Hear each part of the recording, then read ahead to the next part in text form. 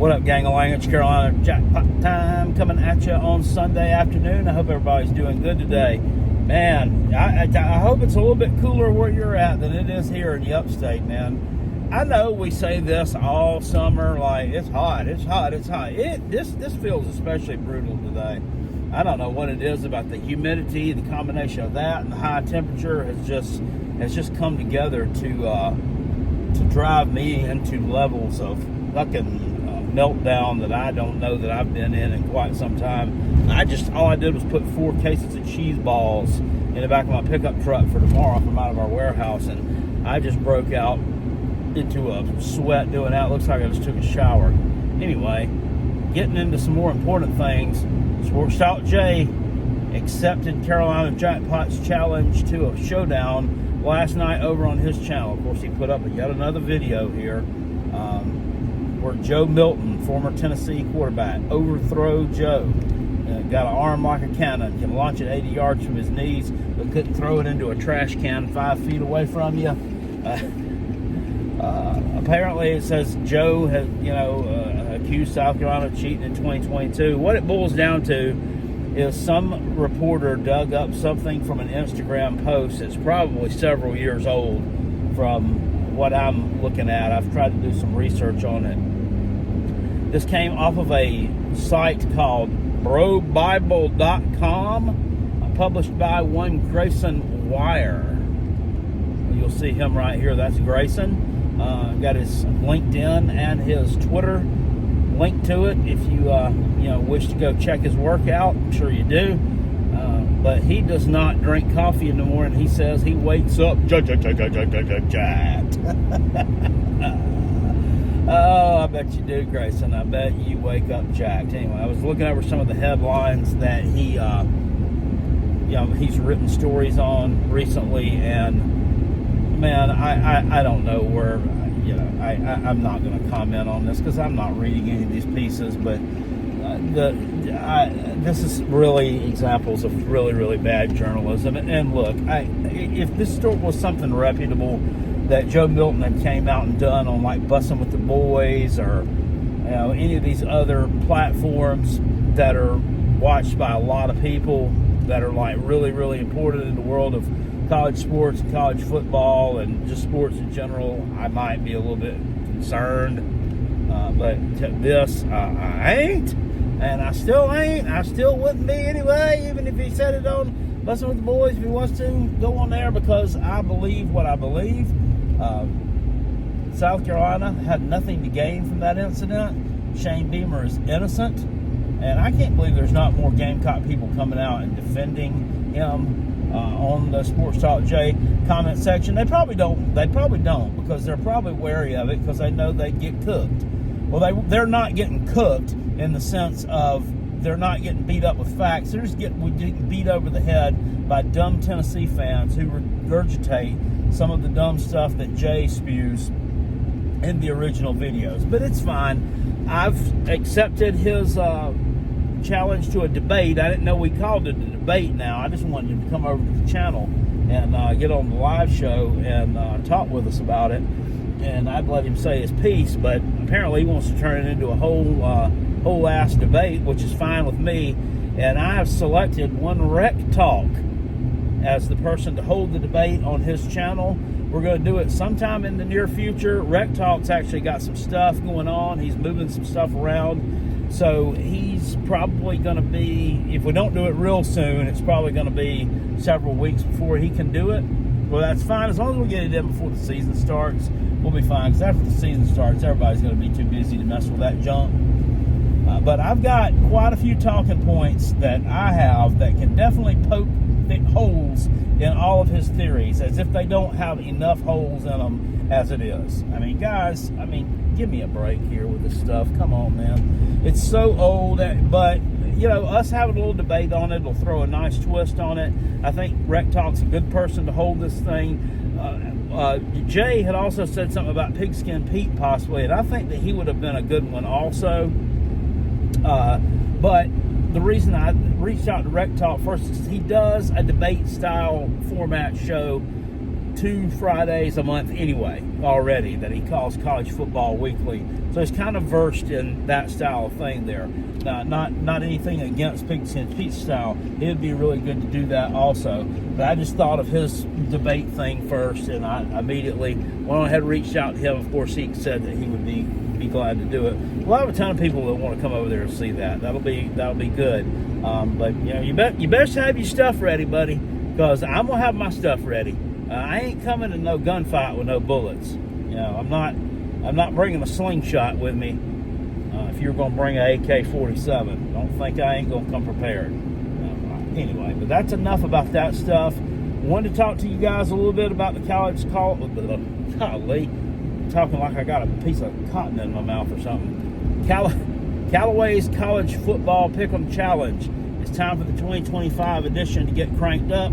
Week 0 is just a mere 5 weeks away now, maybe a little less than 5 weeks away, and we've got some games on week 0. I believe there's 5 of them, in addition to the headline matchup, which is Kansas State taking on Iowa State in the I can't remember the name of it. It's something College Football Classic from the Aviva Stadium in Dublin, Ireland. They're doing that game again. This will be the 4th year in a row they kick it off from Ireland. They had some pretty good games from over there. Every one of the games they've had has been pretty good. I mean, it's been watchable. You had Nebraska Northwestern in 22. Then you had Navy and Notre Dame in 23. That was the one that was lopsided. But just watching Navy and the pageantry and stuff that goes along with Notre Dame and that, it was still fun to watch. It was a fun build-up to it anyway. It wasn't really an exciting game. Georgia Tech and Florida State last year, I think that was the best game of the bunch. I mean, it came down to a long field goal by Georgia Tech at the very end of that one. They won the game, and it seemed at the time like that was a huge, huge win for Georgia Tech. But then we saw Florida State play out the season, and I mean, it was really just a bump in the road win, which they really should have won by a lot more if you look at Florida State's body of work throughout the whole year. But it was a big win for Georgia Tech at the time, beating a team that had went through the regular season and an ACC championship game undefeated the prior year. We had no idea of the monumental collapse that was to come for Georgia Tech after that. But this year we've got that game. In addition to that, we have, and I believe I got them all here. You've got Idaho State taking on UNLV. That's an FCS team taking on a Group of 5 team. We've got Fresno State traveling to Lawrence, I guess, or somewhere. I don't know where they're going to be playing at. Might be playing the game on the moon. Kansas still got that jacked up stadium, I do believe. Fresno State travels to take on Kansas. That'll be a sneaky good game, I think. Fresno State's not a pushover. You've got Sam Houston traveling to Western Kentucky. And then, I believe that one's correct there. And the nightcap is Stanford going out to the island to take on Hawaii in the old middle school soccer stadium, I like to call it out there, the TC Ching Athletic Complex. I looked, it's $92 for a ticket to see a game at that out there at the TC Ching. I wonder what they call it out there. You think they call it the Ching? You think they call it the TC? Do you think they call it the aluminum luau? Because it looks like literally a middle school soccer stadium, like at one of these new middle schools in Greenville County that they just threw up, like on a Rector set or something. Like no fucking imagination whatsoever. I mean, what kind of home field advantage do you get from that? Insanity. But I'm ready for college football. Rob and Kel Show, Calloways Pickem Challenge. We're going to do it the same way we did it last year. It's going to be 70% up top for the winner. It's going to be 20% down below for the second place person and 10% down there for the third place person. So, in other words, if we have a $2,500 pot, you win the whole thing. You get $1,750. The second place person is getting $500. The third place person is getting $250. Some people like that deal. Some people don't. I happen to like it because I think it gives other people a chance to win something if they're not quite good enough to win at the very end. And the winner last year took home a really nice pot, and then there were some decent consolation prizes as well there. Participation trophies, if you will, what we'll call the second and third place people. We're also, this year, we're going to do things a little bit differently too. We're going to make it a little bit easier on you guys. We're going to email you your pick form. It'll come down like on Tuesday every week. It should come down around by the end of the day on Tuesdays once the lines come out on all the games. Of course, you'll also still be able to go over to the Rob and Kel Show website and make your picks there if you want to, but the form is going to be emailed to you every week. So that'll make it a lot easier. You don't have to go searching a bunch of different places for something. Try to make everything less confusing. But the link will be down in the description box below to my Venmo, PayPal, and Cash App, guys. It's only $20 to get in. That gives you action for the entire season. It's a lot of fun. Make sure that you put on the Venmo, PayPal, or Cash App that you send to me what you want to be called on the leaderboard. And also make sure you put down a good email address for yourself. Look down there and make sure that you put that email address in correctly, that you hadn't misspelled something or put a 1 in front of the 5 or something in your email address. Also, if you're doing one like for multiple people, like if you're taking one up for some folks at work, make sure you've got their email addresses and you've got the spelling down there correct. If you don't have that yet, don't send it till you get that information, because it's going to be important. We need to email the forms out to them each and every week. So there'll be more. We'll keep talking this contest up on the Rob and Kel Show on the live feeds on Sunday and Wednesday night until we get everybody situated and everybody in. Rob's going to do a big email blast out to everybody who's been in the contest before who might not be watching this video right now. And I'll do little videos every few days, tracking the progress of how many folks we got in and then how many entries we've got so far. Just so you guys will know, give you a little bit of an update on how big that pot's going to be. I'm telling you, I'd like to really, really have a record number this year. We got a record number last year. Every year we've gotten a bigger pot. It's grown steadily every year. As gambling on sports has gotten more popular, as the Rob and Kel Show has gotten more popular right now, it's actually going through the roof. It's gotten so freaking popular.